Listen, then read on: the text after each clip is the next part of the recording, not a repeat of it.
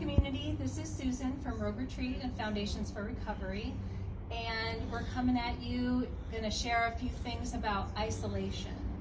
And I don't know if you've been affected by this, but I'm pretty certain most of us are feeling the effects of being at home and being alone maybe in our house, or being with people that are driving us crazy, right? So we can have a little bit of isolation going on. And one thing to remember is, at least for me, I have a higher power who's always with me. So I remember that, and that helps me to kind of deal with the isolation and the aloneness of being quarantined and all the social distancing. I'm a hugger, so I'm missing my hugs, right? And I'm sure some of you are like that too. But this is going to pass, and we're going to be able to get those hugs again. But for now, remember, let's stay solutions focused, okay? Remember that there's a lot of things that you can do, even at home, to reach out to other people. It used to be that we had only face-to-face contact, right? Before phones and all that were invented. We could write a letter, but that was cumbersome and took a long time. So that face-to-face was kind of the only thing we had. And then along came the telephone, and suddenly we could talk to somebody and not even have to be in the same room with them, right? And then came texting. Now we don't have to be anywhere near them. We don't even have to, they don't even get to hear our voice. And so all of this has created this isolation, even before the COVID-19 restrictions were upon us, right?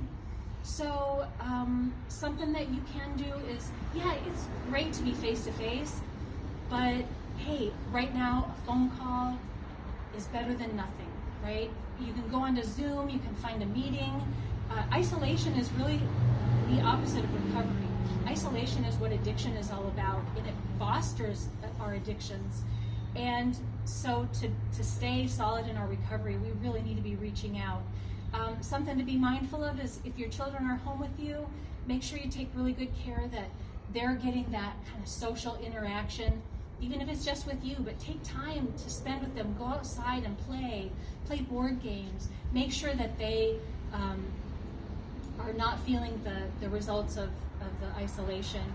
And if you're having struggles within your home, I know domestic violence is up. That's a real concern, can be a real problem.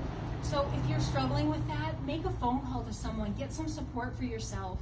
Make sure that if you're the one that's struggling with your emotions, get some help so that you don't lash out at your kids or the other people in your household. This is a real time of growth for all of us, I think. So just like the butterfly when it comes out of its cocoon, if you tear that cocoon open for them, they don't develop the strength to fly. But it's through that struggle that the butterfly gets strong, and we're just like that. We were created that way. And so don't let this hard time, don't let it derail you from the things that you have going on in your life, all the positive things. Just remember that you're never alone. We're only a phone call away, so be sure to call. You can call the office here at Rogue Retreat. It's 541-499-0880. You can ask for either Scotty or myself. We're at Foundations for Recovery. Our number is 541-245-4673. But call the Rogue Retreat office if you want to talk to a recovery coach. We're always here for you. They can get us in touch with you. And we just want to say we love you. We're here for you. Stay strong, stay safe, and we'll see you next time.